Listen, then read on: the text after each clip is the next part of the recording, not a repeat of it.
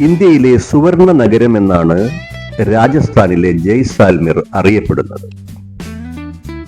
മരുഭൂമിയുടെ പരപ്പിൽ തലയുയർത്തി നിൽക്കുന്ന മഞ്ഞ നിറമാർന്ന കോട്ടകളും ഹവേലികൾ എന്ന മാളികകളും വാസ്തുവിദ്യയുടെ അത്ഭുതങ്ങളാണ്. വീടുകളുടെ കൊത്തുപണികൾ കണ്ടാൽ തടിയിലോ തുണിയിലോ ചെയ്ത സുന്ദര രൂപങ്ങളാണെന്ന് തോന്നും.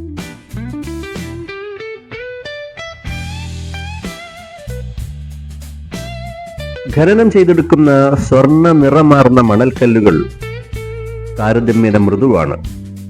അതിനാൽ ശില്പികൾ അവയിൽ അതിസൂക്ഷ്മമായ ജാലികളും ഡിസൈനുകളും കൊത്തിയെടുക്കുന്നു.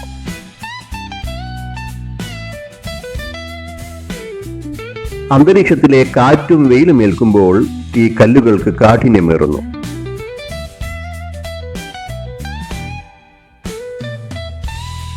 ഈ ജാലികൾ പുറമേ നിന്ന് കാറ്റും സൂര്യപ്രകാശത്തെയും വീടിനകത്തെത്തിക്കുകയും വീടിനുള്ളിൽ മനോഹരമായ നിഴൽ ചിത്രങ്ങൾ തീർക്കുകയും ചെയ്യും. ഒറ്റക്കൽ പാളിയിലാണ് പലപ്പോഴും ഇത്തരം ജാലികൾ കൊത്തിയെടുക്കുന്നത്.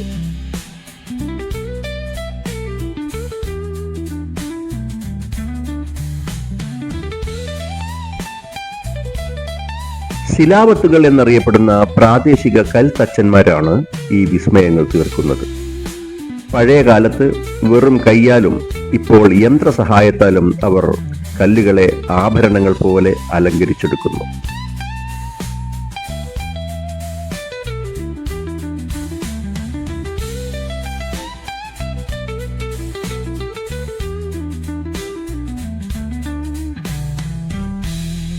പുറത്തേക്ക് തള്ളി നിൽക്കുന്ന ജറോക്കകൾ എന്ന മനോഹരമായ ബാൽക്കണികൾ എല്ലാ നിർമ്മിതികളുടെയും പ്രത്യേകതകളാണ്.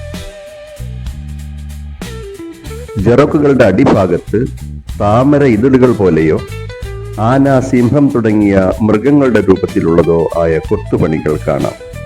ഇത് കെട്ടിടത്തിന് രാജകീയമായ ഒരു പ്രൗഢി നൽകുന്നുണ്ട്.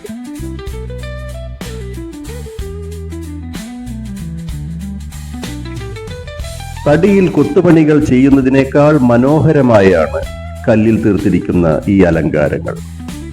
ഹവേലികൾ പണിയാൻ സിമന്റോ മറ്റു പദാർത്ഥങ്ങളോ ഒന്നും ഉപയോഗിച്ചിട്ടില്ല. പഴയ കാലത്ത് പട്ടും സുഗന്ധ വ്യഞ്ജനങ്ങളും വ്യാപാരം ചെയ്തിരുന്ന ധനികരായ സേട്ടുമാരുടെ സമ്പത്തിന്റെ പ്രതീകങ്ങളാണ് ഈ ഹവേലികൾ.